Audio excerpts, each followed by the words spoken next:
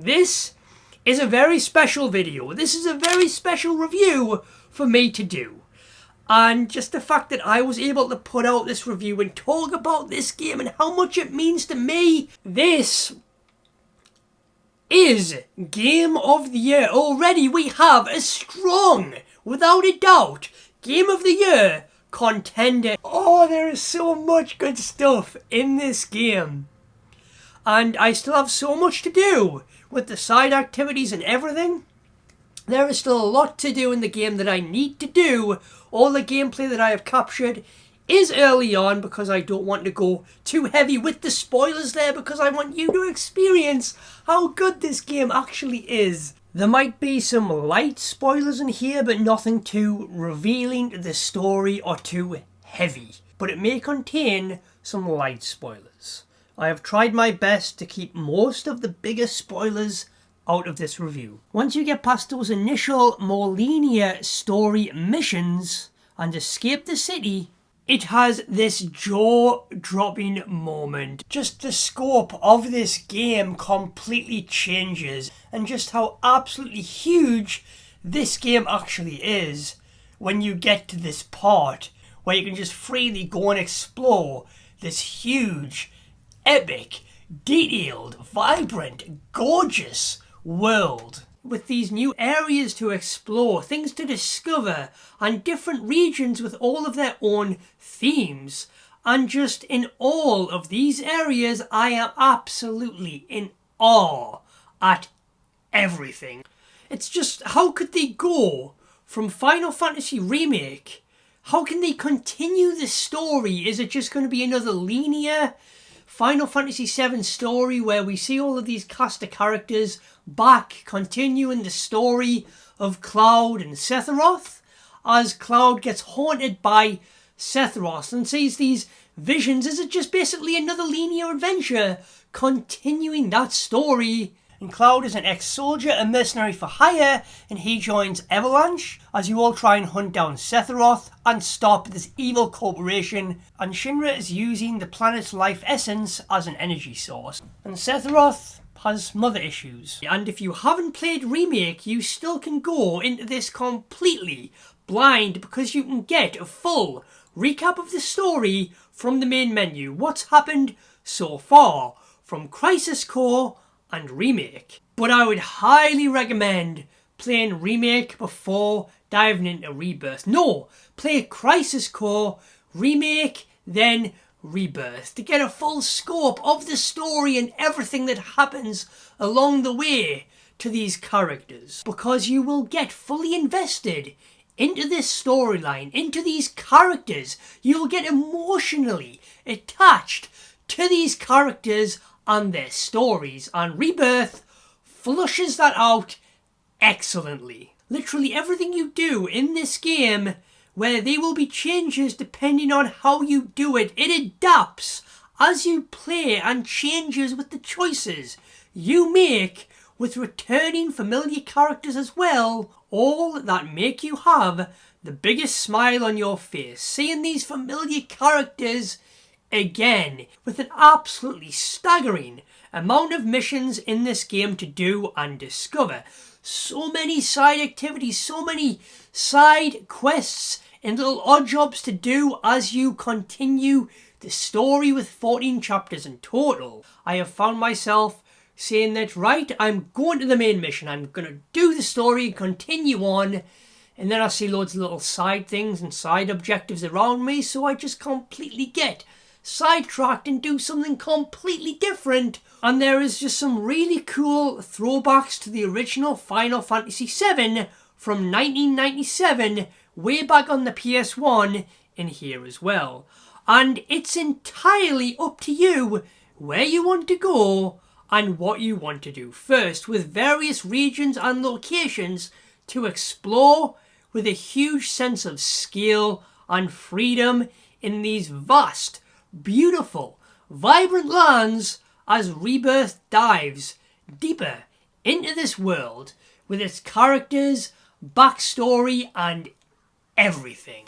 With so much care and attention to these characters as well, and the story they are telling, with dialogue choices that will help your relationship with characters grow depending on the decisions that you make. Everything you do while exploring these lands and regions, you will be discovering world intel for Chadley. You'll be activating towers to unlock more of that surrounding area and its close by activities. From sanctuaries, stealth missions, life spring to survey, combat assignments to defeat all enemies under a time limit a certain way, resources to collect, hidden treasures to sniff out, mooglets to chase, card games to win, and loads of mini-games to take part in, as well as competitions to enter.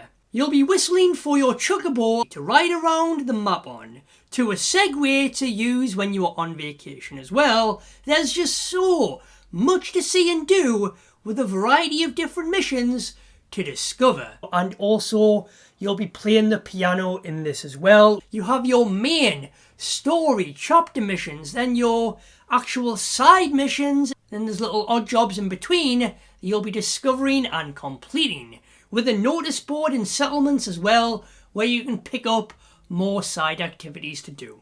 And there's chocobo rest stops that'll have a sign there that you need to put back up, and then you'll be to rest up at these stops as well, regaining all of your stats. And in different regions, there's a different breed of chocobo that offers their own unique abilities to aid you traversing that region. To ride these chocobos, you will first need to wrangle them, and some even require you to do a certain task first before capturing it as a means of transport. Now, I usually really don't like card games and video games, but Queen's Blood, it's so fun. It's so addictive. I absolutely love playing it, and I hope you do too, because there is a big tournament on a cruise ship that will require you to play a lot of Queen's Blood. There's also a bunch of NPCs in towns and settlements where you can play Queen's Blood with them as well. All cards have their own rank and power level as you try and take over the board with your cards. You try and take over rows with your cards, blocking the enemy from using their cards on that same row, and that's essentially what it is. And some cards will have element effects as well that will affect the enemy cards or give your cards more points. And there'll be some places where you need to put a 3 down or a 2 down or just a 1 down, and it all depends on the type of cards that you have in your deck. It sounds confusing at first, but you pick it up quite quickly.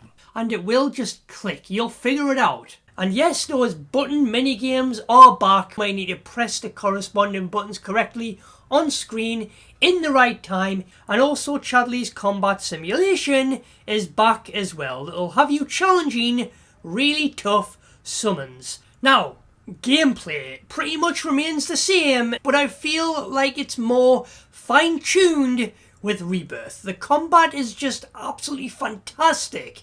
Everything just flows together beautifully when in combat with a variety of enemies, from big, small, huge, colossal, all with their own strengths and weaknesses, types of attacks and effects, with insane boss battles as well.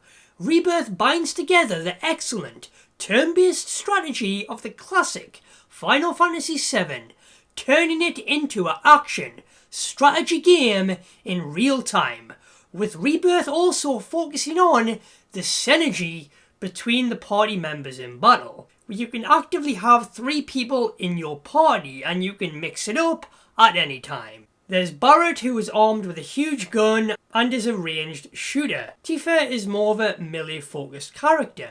Red 13, who is a new addition to your playable party that just goes absolutely crazy on the enemy, hacking and slashing with his claws. All characters have their own summons as well, and magic attacks. Aerith, who acts as the backup, dealing magic damage, and Cloud Strife, who is an all-around slice and dice kinda guy with his Buster Sword. As you command what attacks your party members will be pulling off, as you stagger and put pressure on enemies, assessing their weaknesses and taking full advantage of that, as you also switch between different party members in battle. Building up your summons, which is these giant beasts that you can call in, limit breakers, which acts as your special attack, and synergy attacks, which is a double team attack between two party members. Another thing that has completely blew me away as well, aside from this whole game, is that when in battle, aside from your main 3 party members, the members that aren't actively in your party fighting by your side will randomly sometimes go into battle from the side and just start pulling off attacks, aiding you alongside your main party members. And there's items that you can use as well, like potions, revives, elixirs and more, and they can also be bought or crafted with the right resources. Same goes for weapons, gear and materia. Now, relationships. Yes, in this game, choices do matter, and the choices you make will determine how others act around you. It is called relationship bonds, and it has been done so incredibly well, with so much thought and attention added to this, and choosing the right dialogue choices to romance certain characters, and seeing their bond between each other grow. So if you have an active party member with you for longer, that will strengthen the relationship. If you fight side by side with these characters, it will strengthen the relationship. And who you want to go on a date with as well, and in the game as well, it'll have these little faces next to the characters that shows if they are happy or sad or content or upset or angry, and it's just the small things that just blow me away. You'll also be able to transmute items and armor using materials you gather on your adventure or in chests. This will also gain you XP, which increases your craftsmanship. You'll be using skill points to unlock new abilities for your character and weapon skills to upgrade your weapons as well, with weapons and gear having their own strengths and weaknesses, adding materia to characters to strengthen them with attacks, defense, speed, spirit, magic, vitality and so on. All of your character's stats can be upgraded by equipping certain types of gear, accessories and armor. This is a series that stands the test of time. It's a series that is, again, so iconic in the gaming world. It means so much to a lot of people. And it's just all of the audio and the music as well, and the ambience and the world. It's very nostalgic to the original classic Final Fantasy from 1997, but modernized.